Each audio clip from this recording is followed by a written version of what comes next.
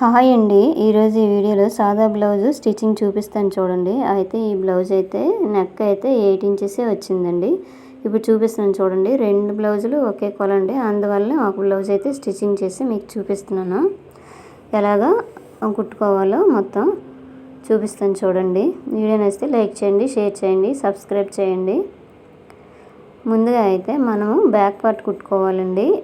Like ఎవరిష్టం వాళ్ళండి, front అయినా కుట్టుకోవచ్చు. నేనైతే బ్యాక్ పార్ట్ కుడుతున్నాను.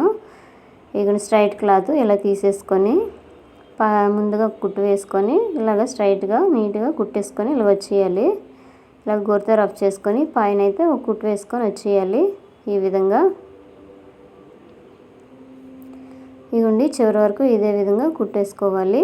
బ్యాక్ పార్ట్ అయితే రెడీ అయింది. ఈ డాట్స్ అయితే తర్వాత వేయాలండి, ముందే వద్దన్నారు, తర్వాత వేయమన్నారు. ఇప్పుడు ఫ్రంట్ పార్ట్ తీసుకొని మెయిన్ డాట్ వేసుకుంటున్నాము. ఆల్రెడీ ఈ డాట్కి అయితే మార్కింగ్ చేసుకున్నాను. ఇగుండి హుక్స్ పట్టి కాజా పట్టి డాట్ ఒక డాట్ వేయాలి.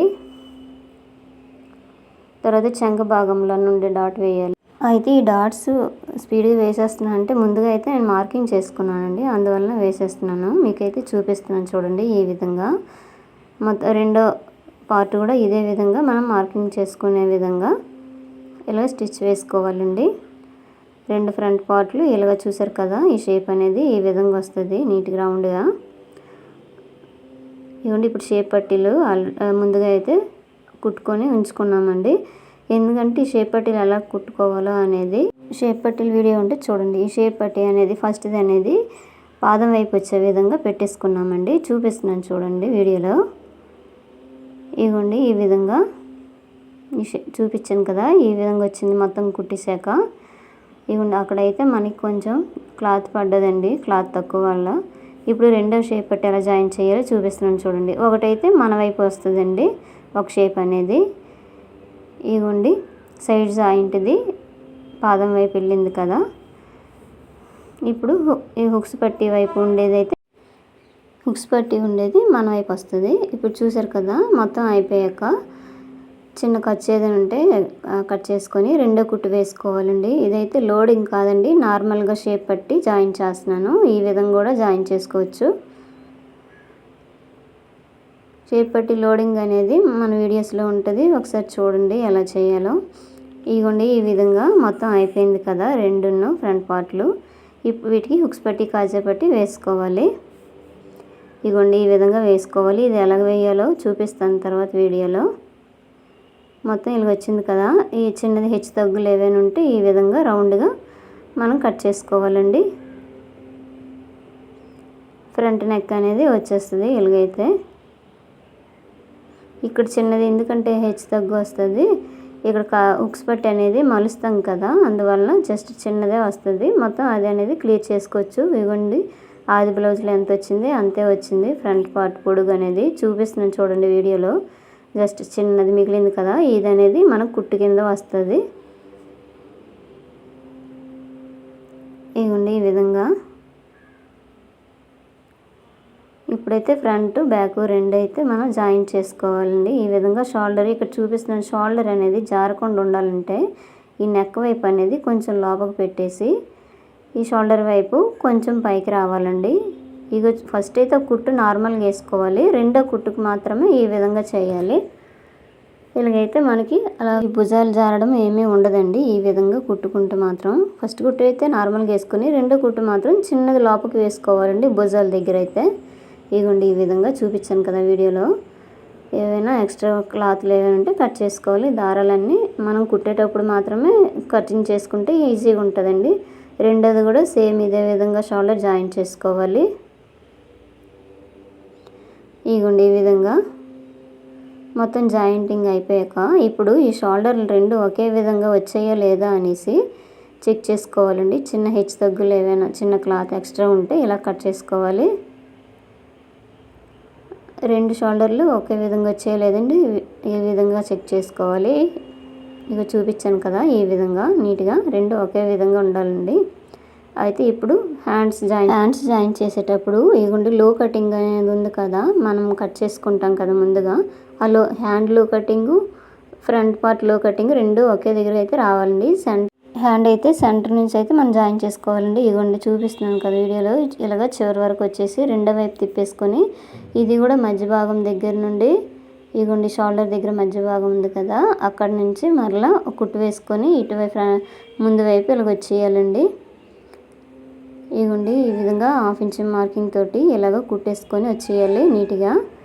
ఇలాగ చివరి వరకు ఇలా వచ్చేసి వెనక రెండో కుట్టు కూడా మరలా వేసుకోవాలండి. ఇదిగోండి మొత్తం అయితే ఇలా హ్యాండ్ అనేది ఎక్కడ ఉగులు లేకుండా వచ్చేస్తుంది. చూపిస్తుంది కదా రెండో కుట్టు అనేది మళ్ళీ సేమ్ అదే విధంగా కుట్టు వేసుకొని వచ్చేయాలండి ఫస్ట్ నుంచి. ఇదిగోండి షోల్డర్ దగ్గర ఇక్కడైతే చిన్నది ఎక్కడైనా హెచ్చు తగ్గులుంటే ఇక్కడ మాత్రం మనం సెట్ చేసుకోవాలండి. ఈ విధంగా వచ్చేయాలి. రెండో జాయింట్ కూడా ఇదే విధంగా చేసుకోవాలి, రెండో హ్యాండ్ కూడా. అది ఇప్పుడు రెండో హ్యాండ్ కూడా చూపిస్తున్నాను చూడండి ఎలా జాయిన్ చేయాలో. ఇదిగోండి సెంటర్ నుంచి ఇలాగ పెట్టేసుకొని హ్యాండ్ అనేది ఇలాగ చివరి వరకు వచ్చేయాలి. అయితే ఒక పార్ట్ అనేది ఫ్రంట్ వైపు వస్తుంది లో కటింగ్, ఒకటైతే రెండో వైపు వస్తుందండి, వెనక వైపు వస్తుంది. అంటే ఇదిగోండి చూపించాను వీడియోలు చూపిస్తుంది కదా, ఆ విధంగా నీట్గా ఈ విధంగా కుట్టేసుకొని వచ్చేయాలండి. రెండో వైపు కూడా ఇలాగ కుట్టేసుకున్నాక ఆ కుట్టు మీద ఇంకో కుట్టు వేసుకొని వచ్చేస్తే మనకు బ్లౌజ్ అనేది చిరిగిపోకుండా ఉంటుందండి. ఈ కుట్లు ఊడిపోకుండా ఉంటాయి. చెప్పాను కదా ఇలాగ రెండో కుట్టు వేసుకోవాలి. అయితే హ్యాండ్స్ జాయిన్ చేసేటప్పుడు మాత్రం మనం లో కటింగ్ అనేది చూసుకొని మాత్రమే జాయిన్ చేసుకోవాలండి, లేదంటే ఒకటి వెనక్కి ఒకటి ముందు వచ్చేస్తుంది. మొత్తం ఇది అయిపోయినాక చూసారు కదా నీట్గా ఈ షేప్ అనేది వచ్చేసింది. ఇప్పుడు హ్యాండ్ చివరిన చిన్న ఫోల్డింగ్ చేసుకోవాలండి. ఇదైతే హెమ్మింగ్ చేసుకోవడానికండి, జస్ట్ చిన్నది ఇలా ఫోల్డింగ్ చేసుకొని తర్వాత మనం 1 ఇంచ్ వరకు ఇలాగా మిగతాది ఫోల్డింగ్ చేసుకొని బ్లౌజ్ అనేది జాయిన్ చేసేటప్పుడు చేసుకోవాలండి. ఫస్ట్ అయితే చిన్న ఫోల్డింగ్ మాత్రమే చేసుకోవాలి, ఎందుకంటే దారాలు అనేది బయటికి రాకుండా ఇలా కనిపిస్తాయి. చూపిస్తున్నాను కదా ఈ కొన్ని వీడియోలో. ఈ విధంగా మనం తర్వాత కుట్టు వేసుకునేటప్పుడు బ్లౌజ్ జాయిన్ చేసేటప్పుడు అయితే అప్పుడు అలా మలిచేసి కుట్టుకోవాలండి. ఇప్పుడైతే చూపిస్తున్నాను చూడండి నెక్ అనేది. ఈ నెక్కి హెమ్మింగ్ పట్టి ఎలాగో స్టిచ్ చేయాలో చూపిస్తుంది చూడండి. ముందుగా అయితే క్రాస్కి తీసుకొని మనం జాయిన్ చేసుకున్నామండి. ఇవ్వండి మొత్తం ఈ విధంగా స్టార్టింగ్లో చిన్న రఫ్ చేసుకొని మొత్తం ఫ్రంట్ బ్యాక్ మొత్తం ఈ విధంగా కుట్టేసుకొని వచ్చేయాలండి. ఇదైతే ఫోల్డింగ్ చేసైనా కుట్టచ్చు, లేదంటే క్లాత్ తక్కువ ఉంటే ఈ విధంగా సింగిల్గానే కుట్టుకోవచ్చండి. ఇది మరలా ఎలా మలిచేసి కుట్టాలో కూడా చూపిస్తానైతే వీడియోలో చివరి వరకు చూడండి. ఇదిగోండి ఇక్కడ రౌండ్ దగ్గర కూడా నీట్గా ఇలాగ బ్లౌజ్ అనేది సర్దేసుకొని ఇలా రౌండ్ కుట్టేసుకొని వచ్చేయాలండి. ఎక్కడ ఇలా ఆపకూడదు, మనమే తిప్పేసుకోవాలి బ్లౌజ్ అనేది నీట్గా ఇలా సర్ది పెట్టుకొని. అయితే ఇక్కడ ఒక టిప్ అండి, ఇగోండి మన జాయిన్ చేసాం కదా షోల్డరు, ఇది ఫస్ట్ హ్యాండ్ జాయిన్ చేసేటప్పుడు ఎటువైపు ఉందో ఇది మెడపట్టి జాయిన్ చేసేటప్పుడు కూడా అటువైపు పెట్టుకుంటే మనకి షోల్డర్ దగ్గర ఉబ్బెత్తుగా ఉండదండి. ఇది ఒక టిప్ అండి. ఇక చివరి వరకు ఈ విధంగా వచ్చేసి చిన్నది ఖర్చు కింద ఇలా ఫోల్డింగ్ చేసుకొని రఫ్ చేసుకోవాలి. అక్కడక్కడ చిన్న చిన్న ఇలా డాట్లు వేసుకుంటే మనకి నెక్ అనేది రౌండ్గా తిరుగుతుంది. ముందుగా అయితే చిన్నది ఓపెన్ చేసాం కదా, అది ఇలా ఫోల్డింగ్ చేసుకొని ఇలాగ మలిచేసి పైనుంచి ఒక కుట్టు వేసుకొని వచ్చేయాలండి. ఇగోండి వీడియోలో చూపిస్తున్నాను కదా ఈ విధంగా మొత్తం. ఇదైతే హెమ్మింగ్ చేసుకోవడానికండి ఈ బ్లౌజ్ అనేది.